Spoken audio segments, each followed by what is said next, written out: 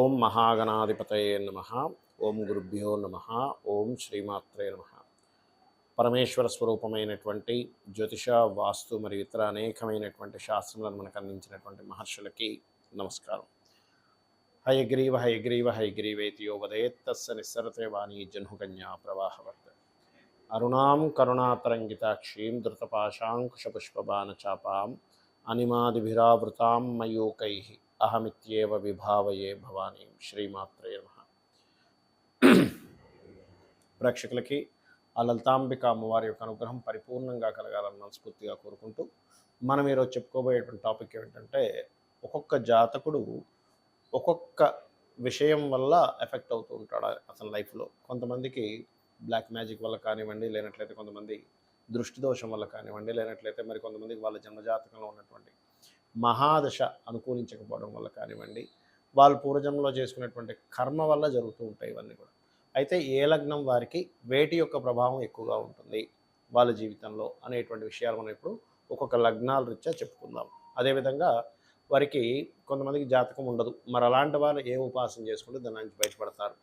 ఈ విషయాలు చెప్తుంది నేనైనప్పటికీ కూడా చెప్పిస్తుంది సాక్షాత్ లలిత అమ్మవారిగా భావిస్తూ ఒక్కొక్క లగ్నం ప్రారంభిద్దాం. మీనలగ్నము, మీనరాశి. మీనం వారి కనుక చూసుకున్నట్లయితే ప్రధానంగా ఇక్కడ మీ యొక్క జీవితము, మీ యొక్క పూర్వజన్మ కర్మ ఇవన్నీ కూడా ఎక్కువగా తండ్రి కొడుకులకు సంబంధించినటువంటి మూలంగా ఉంటుంది. అంటే ఏంటి, తండ్రికి ఎక్కువగా మీరు లైఫ్లో చేయవలసిన పరిస్థితి రావడము, తండ్రి ద్వారానే మీ యొక్క ఉన్నతి కానివ్వండి, స్ట్రెస్ కానివ్వండి, ఇబ్బంది కానివ్వండి కనెక్ట్ అయి ఉండడం, లేదా గవర్నమెంట్ ఎంప్లాయీస్తో అయి ఉండడం. సర్వసాధారణంగా మీన లగ్నం వారు కనుక ఎవరైనా గవర్నమెంట్ ఎంప్లాయీస్ అయినట్లయితే వాళ్ళు చాలా అప్రమత్తంగా ఉండాలి. ఎందుకంటే కర్మ అనేటువంటిది ఎలా ఉంటుందంటే, గవర్నమెంట్ ద్వారా ఇబ్బంది రావాలనేప్పుడు మిమ్మల్ని గవర్నమెంట్ జాబ్ హోల్డర్ని చేస్తుంది, లేదా ఒక్కొక్కసారి తెలియకుండానే కొన్ని గవర్నమెంట్ రిలేటెడ్ సంబంధించిన విషయాలు తెలియకుండా కొన్ని తప్పిదాలు చేయడం వల్ల ఆ యొక్క గవర్నమెంట్ నుంచి ఫోర్స్ రావడం జరుగుతుంటుంది. అయితే మీకు మరి ఎవరైనా సరే ఏదైనా సరే ఒక ప్రయోగం చేశారనుకోండి, వాళ్ళు ఎక్కువగా మీకు సండేసే ఆ సిమ్టమ్స్ ఎక్కువగా తెలుస్తూ ఉంటాయి చూసుకున్నట్లయితే.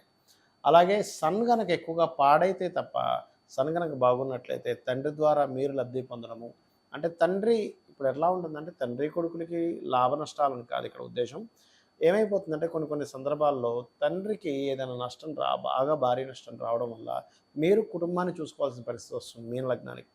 అదే రవి కనుక బాగున్నాడు అనుకోండి, తండ్రి యొక్క స్థానము అంటే 9వ స్థానము, అంటే కుజుడు ఉండేటువంటి 9th హౌస్ ఉండేటువంటి స్థానము, మరియు సహజంగానే తండ్రి కారక స్థానమైనటువంటి రవి, ఈ రెండు బాగున్నాయనుకోండి, అప్పుడు ఏమవుతుందంటే తండ్రి యొక్క మంచి పొజిషన్లోకి వెళ్ళడం వల్ల మీకు అది కలిసి రావడము, అతని ఆస్తి మీకు రావడం ఇట్లాంటివి జరుగుతూ ఉంటాయి. అయితే ఇక్కడ కేవలం రవి యొక్క పాత్ర మాత్రమే ఎక్కువగా ఉంటుంది, అంటే శని యొక్క ప్రభావం కూడా ఎక్కువగా ఉంటుంది. మీకు శనివారాలు కనుక ఎక్కువగా ప్రభావితం అవుతున్నారు, మీరు అనారోగ్య పాలవుతున్నారు, లేనట్లయితే ఎక్కువగా ఏదో లాభం వస్తుందని నేను చేస్తూ ఉంటే నష్టపోతున్నానని ఎక్కువగా ఏమైనా అనిపిస్తుందంటే దాని అర్థం ఏమిటంటే, శని యొక్క ప్రభావం మీ యొక్క పూర్వజన్మ కర్మ మీద ఎక్కువ ప్రభావితం చూస్తుంది. ఒక్కొక్కసారి ఏమవుతుందంటే, రవి పనిచేయట్లేదండి, ఎక్కువగా బాగున్నాడు, మంచి పొజిషన్లో ఉన్నాడు అన్నప్పుడు శని ప్రభావితం చేస్తాడు, శని బాగున్నాడు అన్నప్పుడు రవి ప్రభావం చేస్తూ ఉంటాడు. కాబట్టి మీరు అబ్జర్వ్ చేయాల్సింది ఏంటంటే, శనివారం బాగుందా, ఆదివారం బాగుందా, ఈ 2 వారాల్లో ఏ వారం మీరు ఎక్కువగా ఇబ్బంది పడుతున్నారంటే దానికి సంబంధించినటువంటిది గోగు తినిపించండి. అంటే ఉదాహరణకి రవి వారం అంటే ఆదివారం ఎక్కువ ఇబ్బంది పడుతున్నారు, గోధుమ రవ్వ ఎక్కువగా తినిపించండి. శనివారాలు ఎక్కువగా ఇబ్బంది పడుతున్నారు, బెల్లం ఎక్కువగా గోగు తినిపించండి. ఆదివారాలు ఎక్కువగా తినిపిస్తున్నారు, ఎక్కువ ఇబ్బంది పడుతున్నారు, గోధుమ రవ్వతో చేసినటువంటి పదార్థాన్ని మీకు దగ్గరలో ఉండేటువంటి ఆలయంలోకి తీసుకెళ్ళి అక్కడ నైవేద్యంగా పెట్టి అందరికీ పెంచండి.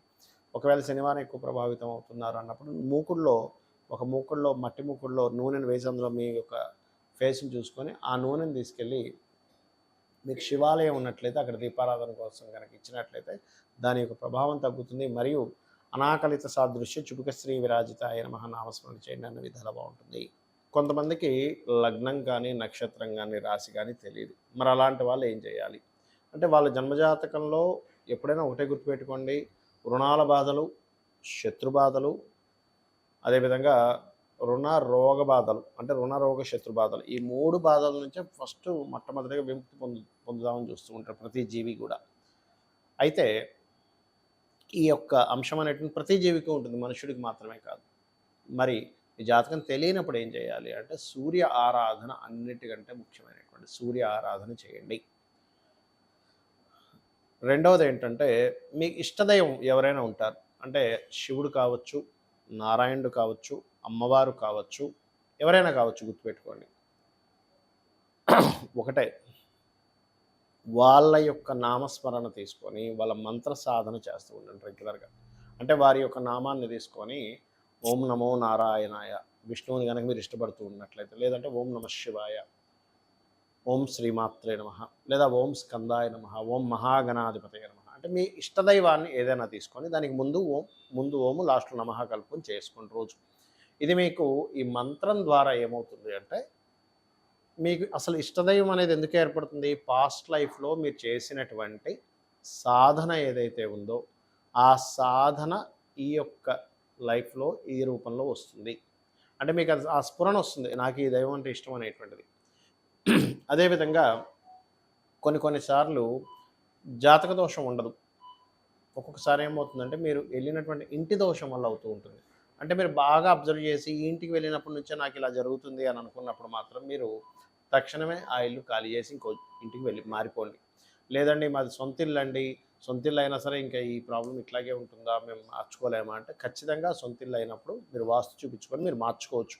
అందులో ద్వారం నిర్మాణం వల్ల ఏదైనా మీకు ఇబ్బందులు వస్తున్నాయా, లేనట్లయితే లోపల ఏదైనా బాత్రూమ్స్ లెట్రిన్స్ సరైనటువంటి ప్రదేశాల్లో లేవా, లేనట్లయితే ఒక్కొక్కసారి చిన్న చిన్న దోషాలు ఉంటాయి. అంటే ఇంట్లో వేసే రంగుల మీద కూడా దాని ప్రభావం ఉంటుంది. ఇంట్లో వాడేటువంటి వస్తువులు పెట్టకూడని ప్రదేశంలో కొన్ని వస్తువులు పెట్టి వాడడం వల్ల, అదేవిధంగా ఫుడ్ తినేటువంటి ప్రదేశం మనకి వాస్తులో పశ్చిమే భోజనం చేయవా అని చెప్పడం జరిగింది. ఆ రకంగా మరికొన్నిసార్లు ఏమవుతుందంటే కొన్ని నెగటివ్ ఎనర్జీస్ మనకు తెలియకుండా మనం వాటిని కనెక్ట్ అవుతూ ఉంటాం. అంటే అలాగా ఎవరో మంత్రించినటువంటి కొన్ని పదార్థాలని రోడ్ల మీద వేయడమో ఇట్లాంటివి చేస్తూ ఉంటారు. అలాంటప్పుడు వాటి యొక్క నెగటివ్ ఎనర్జీ ప్రభావం పడడం కానీ, లేనట్లయితే ఒక్కోసారి పితృదేవతలకి చేసుకోకపోవడం వల్ల, అంటే మీ యొక్క పూర్వీకులకి చేయవలసినటువంటిది ఏదైనా చేయకపోయినా కూడా వాళ్ళ యొక్క ఆత్మ సరైనటువంటి దీంట్లో, అంటే వాళ్ళ సోల్స్ బాధపడుతుండడం వల్ల అది ఫ్యామిలీస్ మీద ఉంటుంది. అలాంటప్పుడు మీకు కొంతమందికి ఎలా ఉంటుందంటే చేయాలని ఉంటుంది వాళ్ళకి, కానీ వాళ్ళ మరణించినటువంటి తేదీలు కానీ లేనట్లయితే తిథులు కానీ తెలియవు. అలాంటప్పుడు తేదీ తెలిస్తే మనకి సిస్టంలో కొడితే ఏ తేదీ ఏ నక్షత్రం ఏ తేదీ నాడు జన్మించారు అనేది తెలుస్తుంది. అలా కూడా తెలియనటువంటి వారు కనీసం అమావాస్య నాడు వారి పేరు మీద స్వయం పాకం ఇవ్వండి, గుర్తుపెట్టుకోండి. అలాగే మరొక విషయం ఏంటంటే, ఇక్కడ చూసుకున్నట్లయితే ఈ మరి కొంతమందికి ఎవరో ఏదో చేశారు అనేటువంటి ఒక అపోహ కానివ్వండి, ఒక్కొక్కసారి ఊహించుకుంటారు, ఎవరో మాకేదో బ్లాక్ మ్యాజిక్ చేశారు, మా చుట్టాల్లో ఎవరో మా మీద ఏదో ప్రయోగం చేశారు. 99% ఆఫ్ కేసెస్లో అసలు అట్లాంటివి జరగవు. ఊహించుకోవడం ఎక్కువగా ఉంటుంది. లేదండి నిజంగానే అవతల వాళ్ళు అట్లాంటివి చేస్తున్నారు అని అనుకున్నప్పుడు సున్నాల పన్నం అని ఒకటి ఉంటుంది. మీరు యూట్యూబ్లో కొడితే వస్తుంది. సున్నాల పన్నాన్ని కనుక మీరు ఇంట్లో ప్లే చేసిన అట్లాంటివి ఏమైనా దుష్టశక్తులు అట్లాంటివి నెగిటివ్ ఎనర్జీస్ ఉంటే తొలగిపోవడం జరుగుతుంది. అయితే సర్వసాధారణంగా మనకి నిజంగా వచ్చే నెగిటివ్ ఎనర్జీస్ కంటే మనంతట మనం ఎక్కువగా క్రియేట్ చేసుకుంటూ ఉంటాం. మన ఆలోచన విధానంతో, మన యొక్క అనవసరమైన నెగిటివ్ ఫీలింగ్స్తో, నెగిటివ్ రిలేటెడ్ సంబంధించిన దాంతో అనవసరంగా క్రియేట్ చేసుకొని అనవసరంగా ఆ రకంగా మనం దాన్ని పాడు చేసుకుంటూ ఉంటాం. కాబట్టి ఈ యొక్క విషయాల్లో ఇటువంటివి మీరు మెయిన్గా చేస్తూ ఉండండి. అదేవిధంగా మరొక విషయం ఏంటంటే, ఇక్కడ గమనించుకున్నట్లయితే వీటితో పాటు ఇక్కడ ఈ లగ్నం వారికి, ఈ రాశి వారికి అనేటువంటిది స్పెసిఫిక్గా ఉంటుంది. వారు మాత్రం ఆ లగ్నము, ఆ రాశి, ఆ నక్షత్రం తెలిసిన వారు మాత్రం ఇప్పుడు నేను చెప్పినటువంటి వీడియోలో ఏదైతే మొదట్లో చెప్పాను దాన్ని మీరు ఫాలో అయితే కూడా సరిపోతుంది. ఇక కొన్నిసార్లు ఏమవుతుందంటే దశ బాగోదు, అంటే మహాదశ మారినప్పటి నుంచి ఇబ్బంది వస్తుంది. అలాంటప్పుడు ఆ మహాదశ నాదుడికి వెళ్ళి మీరు ఆ గ్రహానికి చక్కగా మీరు దీపారాధన చేయడము, లేనట్లయితే ఆ గ్రహం సంబంధించిన దానం ఇవ్వడం చేయండి.